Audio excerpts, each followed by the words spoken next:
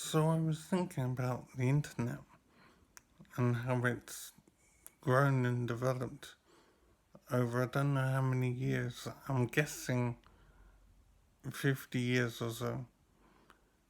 Um, Something rings a bell about something called ARPANET, and I really don't know how the universe started and developed, but I'm sure I could find out.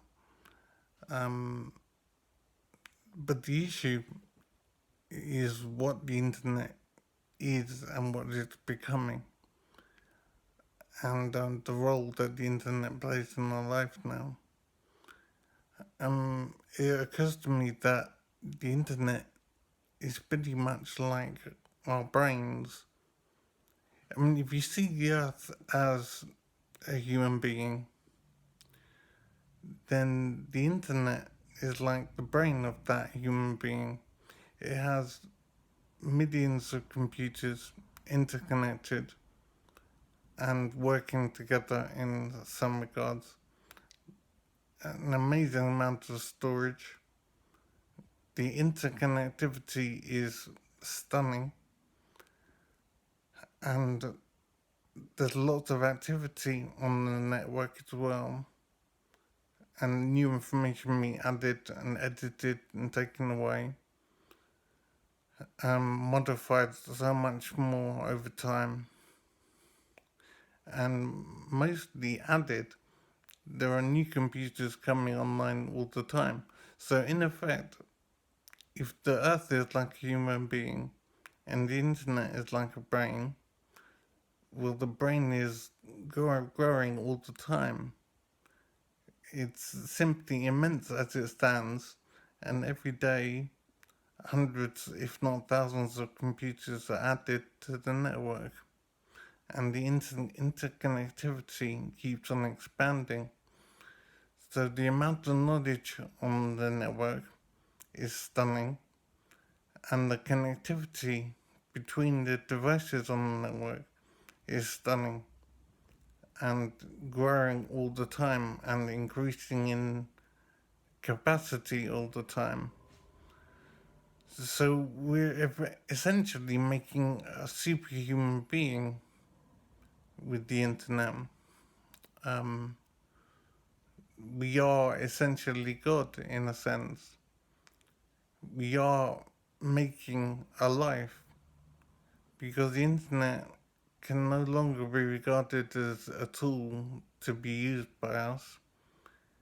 It's an entity in its own right, and it's in a sense doing its own thing. It has its own essence, its own abilities, and it's its own thing, almost independent of the various computers that constitute it. Um, I don't know what this might mean going forward. Um, I don't see how we can have much control of it anymore.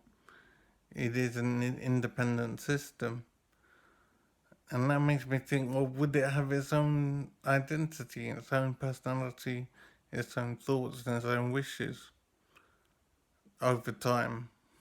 Um, will it form its own identity and have to be contended with?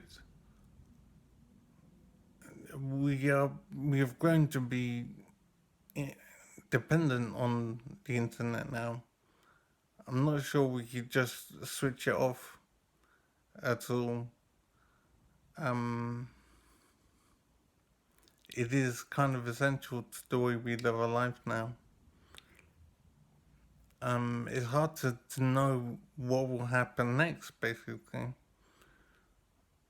If the internet becomes itself, or maybe it already is itself, what does that mean for us?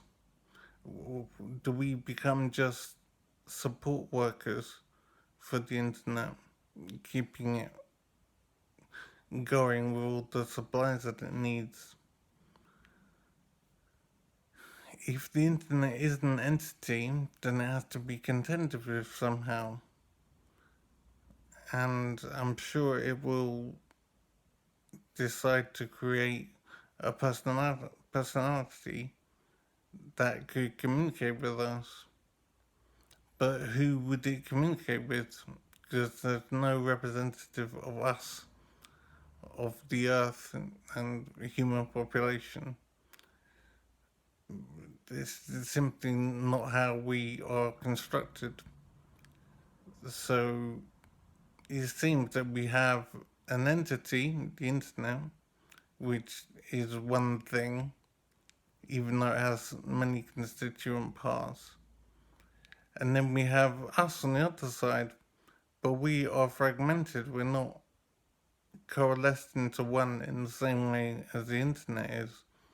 So we're at a disadvantage because it would be lots of small people contending with a very large entity.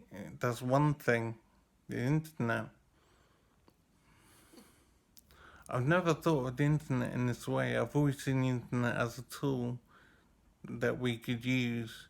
It never occurred to me to think of the internet as an entity in its own right that has its own existence and therefore its own desires and its own needs that it's going to want to fulfill. It is scary in the sense that it's unknown and unknowable what the consequences might be. It's also exciting because of exploring what it means to have a super entity among us. But in a sense, it is a god of sorts. It got so much power, so many resources,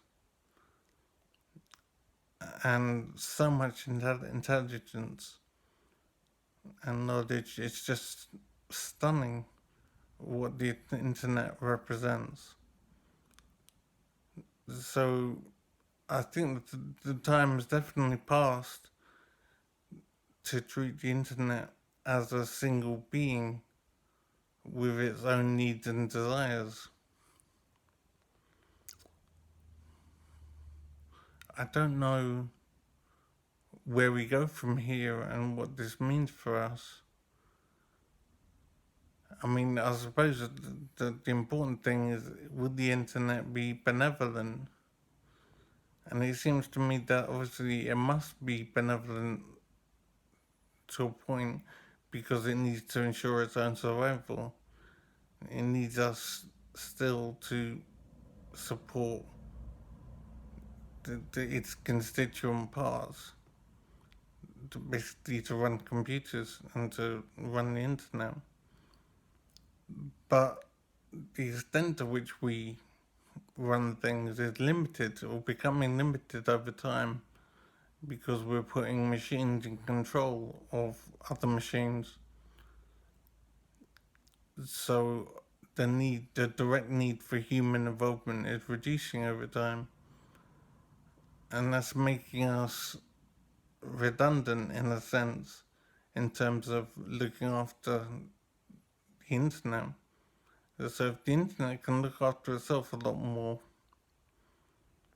maybe totally, then the need for people becomes unnecessary and we might become superfluous and even counterproductive to the needs of the internet.